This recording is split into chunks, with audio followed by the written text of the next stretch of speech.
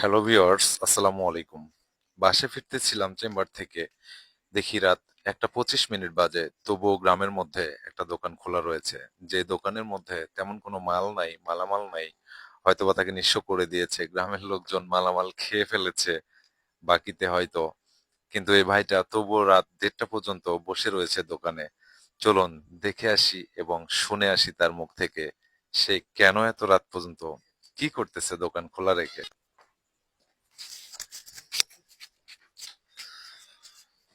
আসসালামু আলাইকুম ভাই। ওয়ালাইকুম আসসালাম। কি অবস্থা ভাই? এত রাত, রাত 1:30 বাজে, তারপরে আপনি দোকানে আছেন, আসলে কি ঘটনা? এত রাত পর্যন্ত কি ব্যবসা বাণিজ্য হয়?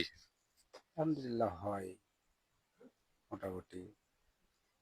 তারপর দোকানে তো মাল পাতি নাই, তো পয়সা আছে, এখন মনে দুঃখে কি করবো আর। হ্যাঁ, দেখতেছি তো যে আপনার দোকানের অবস্থা তো তেমন খুব একটা ভালো মনে হইতেছে না। কি খায়া খুয়া কি সব মানে নিঃস্ব করে দিছে নাকি আপনাকে?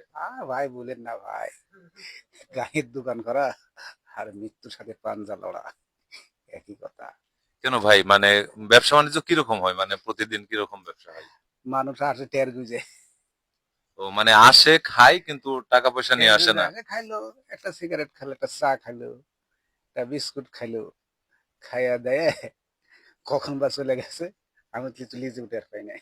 ও তাইলে এই হিসাবগুলা কিভাবে রাখেন? মানে হালখাতা হিসাব কিরকম হয় আপনার? পরদিনে আসলে ভাই কালকে কটেকে বাকি আসলো, কালকে বলে যাননি। যে বলতে যে কাল তো ভুলে চলে গেছি, তে আজকে হিসাব করবো নি। আজকে আবার খাইলো 15, 20, 30 টাকা খাইলো, তাহলে কত হলো? মোটামুটি ধর 40, 50 হইলো। আছে আছে ঘড়িতে ফুস করে, হ্যাঁ, ওই কালকে 20 টাকা 20 টাকা আজকে দিন, কালকে না, আজকে 50 টাকা থেকে গেল। তাহলে মানে এই ব্যবসা বাণিজ্য করেই কি আপনার সংসার চলে? না, একবারে ব্যবসার উপর নির্ভরলা। আপনার দোকানের যা পরিস্থিতি দেখতেছি, তাতে এই দোকান দিয়ে তো মনে হয় না যে মানে আপনার সংসার চলে। আর আদার্স কোনো কোনো কিছু আছে নাকি? না থাকাই। ও, তাহলে আপনি কি এই দোকানে হালখাতা করেন? মানে বাৎসরিক যে হালখাতা হয়, হাল খাতা তো করি। কেমন হয় হালখাতা আপনার? হাল খাতা মোটামুটি ভালোই হয়, আলহামদুলিল্লাহ। তবে আর 1,37,000 টাকা বাকি, টাকা পাচ্ছি 39,000। তাই হুম, মানে 3/1 ভাগ টাকা পাইছেন? মোটামুটি 3 ভাগের 1 ভাগ। ও, আর এই যে বাকি টাকাগুলা এগুলা নেওয়ার জন্য কি কাউকে বলেন না, দেয় না টাকা? দিব, কেউ তো বলে না যে ওই যে টাকা চাইলে বলে কি আপনি কাটতে পারা যায়নি। ও, আসি ডেট লিখতে লিখতে লিখতে একদিনে, আজকে বলি তুই টাকাটা দাও, দিব, পরশু দিব। হ্যাঁ, একসময় আর সুই পাইলাম যখন, তার মধ্যে আপনি কাটতে পারা যায়নি।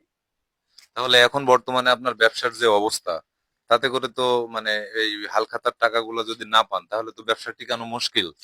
হ্যাঁ, তা তো বটে, তারপরে হালকা করবো আবার সামনে 15 দিনের মধ্যে। 1 বছরে কয়বার হালখাতা করেন আপনি? করে দিবে মোটামুটি। ও, আসলে গ্রামের লোকজন মানে বাসা থেকে বের হয়ে আসে লুঙ্গি আর একটা গেঞ্জি পরে, পকেটে টাকা থাকে না, এসে যে মাল উঠান এই মাল খাইয়া দিয়ে চলে খায় যায়। দেয় শেষ।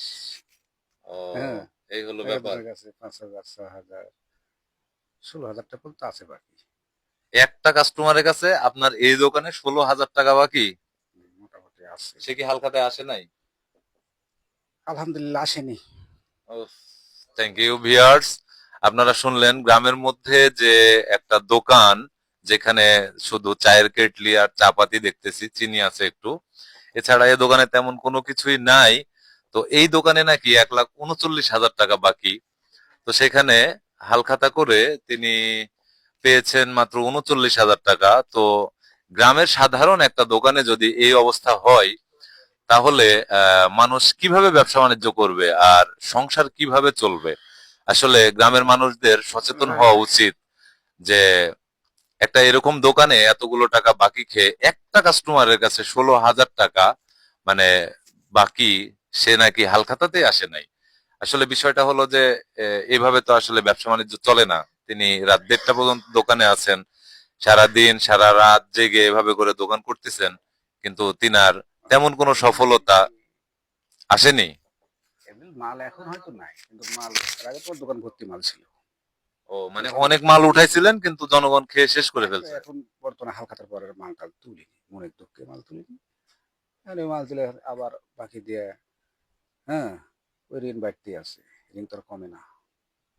হ্যাঁ ভিউয়ার্স, আপনারা শুনলেন যে দোকানদারের মুখ থেকে যে তিনি ঋণ করে টাকা পয়সা এদিক থেকে ওদিক থেকে নিয়ে এভাবে করে হয়তো মাল অনেক তুলেছিলেন, কিন্তু মাল জনগণ খেয়ে ফেলছে। তো এরকম পরিস্থিতি আসলে আমরা চাই না যে গ্রামের মানুষজন এভাবে করে দোকানদারকে নিঃস্ব করে দিক। তাই সবাই একটু সচেতন হবেন এবং চেষ্টা করবেন যে যেন বাকি না খাওয়ার। বাকি খেলে একটা ফ্যামিলির, একটা দোকানদারের যে কি অবস্থা হয়, আপনারা অবশ্যই এই দোকানটা দেখে বুঝতে পারতেছেন যে দোকানের মধ্যে তেমন কোনো কিছুই নাই। তো ভিউয়ার্স, ভিডিওটি বেশি বেশি শেয়ার করবেন, লাইক কমেন্ট শেয়ার করে ভিডিওটি ছড়িয়ে দেওয়ার চেষ্টা করবেন।